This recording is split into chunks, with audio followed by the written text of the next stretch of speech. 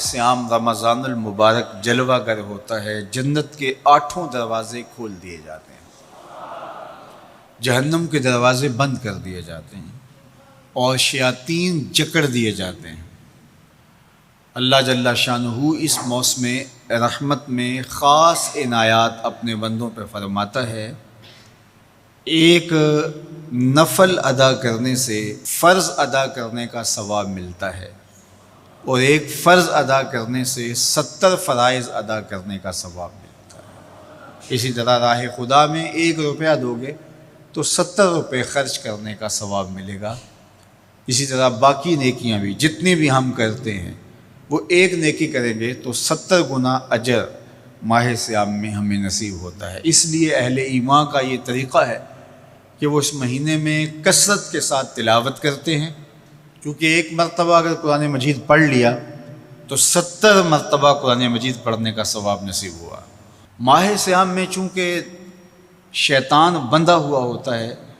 تو ہم اپنے آپ کو نیکی کی طرف اگر لانا چاہیں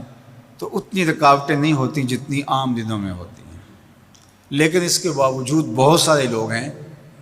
جو رات کو بڑا پکا ارادہ کر کے سوتے ہیں کہ میں صبح وقت پہ اٹھوں گا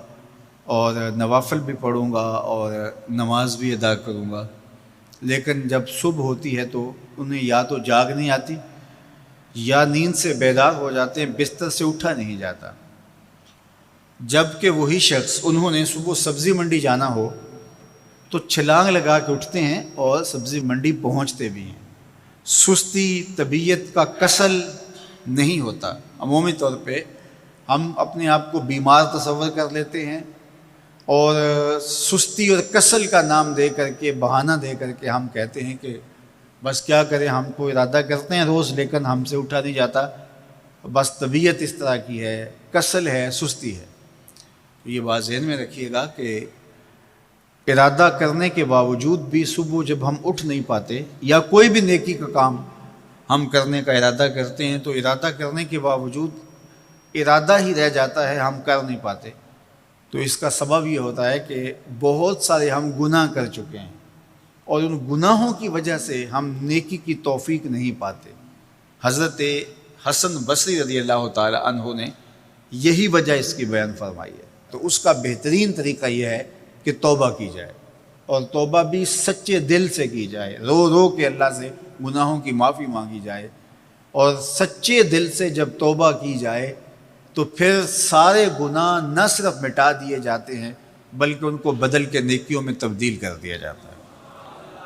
تو ماہ صیام کے اندر پختہ عزم کریں اور اس عزم کو عمل کی شکل دینے کے لیے سچی توبہ کریں کہ ہمارا یہ رمضان اس طرح سے گزرے، یہ مہینہ اس طرح سے بسر ہو کہ ہم اس مہینے میں اللہ تعالیٰ کی قربت حاصل کر لیں، ہم گناہوں سے پاک ہو جائیں اور ہم جو ثمرات ہیں، جو فوائد ہیں اس مہینے کے، وہ ہم سمیٹ سکیں۔ تو یہ وہ مہینہ ہے جس کے انتظار میں میرے اور آپ کے آقا و مولا اپنی آنکھیں لگائے ہوتے تھے اور دن گن گن کے وقت گزارتے تھے کہ ماہ صیام آ رہا ہے۔ تو اس مہینے کا عزت کے ساتھ، تکریم کے ساتھ، اعزاز کے ساتھ استقبال کرو اور اس کو پلکوں پہ بٹھاؤ، اس کو دل پہ بٹھاؤ۔ اس مہینے کی تکریم یہ ہے کہ اس میں ہر برا کام چھوڑ دیا جائے۔ اگر کوئی شخص برا کام نہیں چھوڑتا اور روزے رکھتا ہے تو میرے اور آپ کے آقا و مولا کا ایک فرمان سن لیجئے، من لم یدع قول الزور والعمل بہ فلیس للہ حاجۃ فی ان یدع طعامہ و شرابہ۔ فرمایا کہ جو جھوٹ اور برے کام نہیں چھوڑتا اس کے بھوکا اور پیاسا رہنے کی اللہ کو کوئی ضرورت نہیں ہے۔ تو روزہ خوراک بچاؤ مہم نہیں ہے جو چلائی جاتی ہے، بلکہ یہ تزکیہ نفس کا موسم ہے، باطن کی صفائی کا موسم ہے۔ اور باطن کی صفائی نہیں ہوتی جب تک ہم کوشش کریں۔ آپ کے بدن پہ بہت ساری میل چڑھی ہوئی ہے اور جمی ہوئی ہے بدن کے ایک ایک عضو پہ میل، تو آپ پانی میں چھلانگ لگا کے باہر بھی آ جاتے ہیں تو میل نہیں اترتی۔ چلو کچھ نہ کچھ فرق تو ضرور پڑ جاتا ہے لیکن میل نہیں اترے گی۔ میل کب اترے گی؟ جب آپ اپنے بدن کو مل مل کے اس کے اوپر صابون لگا کر کے اچھی طرح سے اس کو جب اتاریں گے محنت کوشش سے، تو پھر آپ کا بدن مہک جائے گا، ہلکا پھلکا ہو جائے گا، میل اتر جائے گی۔ یہ موسم رحمت ہے، اللہ کی رحمتوں کا می برسے گا، اس سے کچھ نہ کچھ فائدہ تو ہوگا ہی، لیکن حقیقی فائدہ وہی حاصل کرے گا جو اپنے گناہوں کو مل مل کے دھوئے گا اور اپنے آپ کو صاف کرنے کی کوشش کرے گا۔ تو اپنے من کے میل اتارنے ہیں، اپنے باطن کے میل اتارنے ہیں، اپنے اعمال کی درستگی کی کوشش کرنی ہے۔ صلاۃ التراویح مسجد میں نہیں آ سکتے تو گھروں میں پڑھ لیجئے، جس طرح بڑی عمر والے لوگوں کو، بیمار لوگوں کو کہا گیا کہ آپ گھروں میں پڑھ لیں، بچوں کو کہا گیا، لیکن چھوڑیے گا نا، یہ رمضان المبارک کا خاص عمل ہے۔ آج کل دین بیزار طبقہ مختلف جگہوں پہ بیٹھ کے مسجد پر، مدرسے پر، تراویح پر،